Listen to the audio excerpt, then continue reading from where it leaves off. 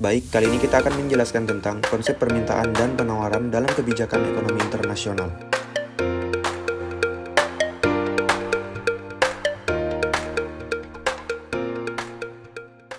Yang pertama ada konsep permintaan dan penawaran. Permintaan dan penawaran adalah dua kekuatan utama yang mendasari mekanisme pasar dan kegiatan perekonomian. Interaksi antara permintaan dari konsumen dan penawaran dari produsen menentukan harga barang dan jasa. Yang kedua, faktor-faktor yang mempengaruhi konsep permintaan dan penawaran. Nah, permintaan di sini dipengaruhi oleh faktor-faktor seperti yang pertama, selera masyarakat. Yang kedua, ketersediaan barang pengganti dan pelengkap. Yang ketiga, tingkat pendapatan. Yang keempat, harga barang. Dan yang kelima, estimasi harga di masa mendatang. Penawaran dipengaruhi oleh faktor-faktor seperti yang pertama, harga barang. Yang kedua, pajak dan subsidi. Yang ketiga, biaya produksi. Yang keempat, kemajuan teknologi, dan yang kelima, ketersediaan barang pengganti.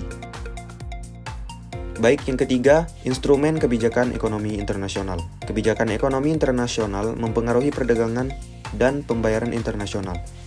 Nah, ini melibatkan tingkat pemerintah yang mempengaruhi arah, komposisi, dan bentuk perdagangan internasional. Instrumen kebijakan ekonomi internasional dibagi menjadi tiga.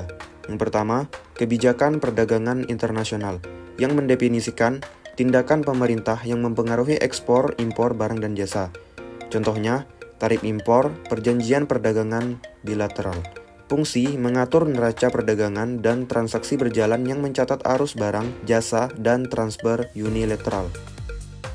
Kedua, kebijakan pembayaran internasional, mendefinisikan tindakan pemerintah terkait rekening modal dalam neraca pembayaran internasional. Contohnya, pengawasan lalu lintas devisa dan investasi asing. Fungsi mencatat arus modal jangka pendek dan panjang, serta pengaruhnya terhadap aset dan liabilitas negara.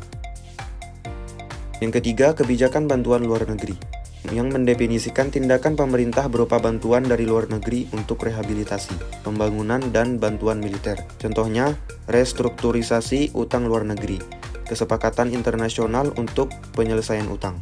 Fungsi menangani utang dan bantuan internasional untuk mendukung perekonomian domestik.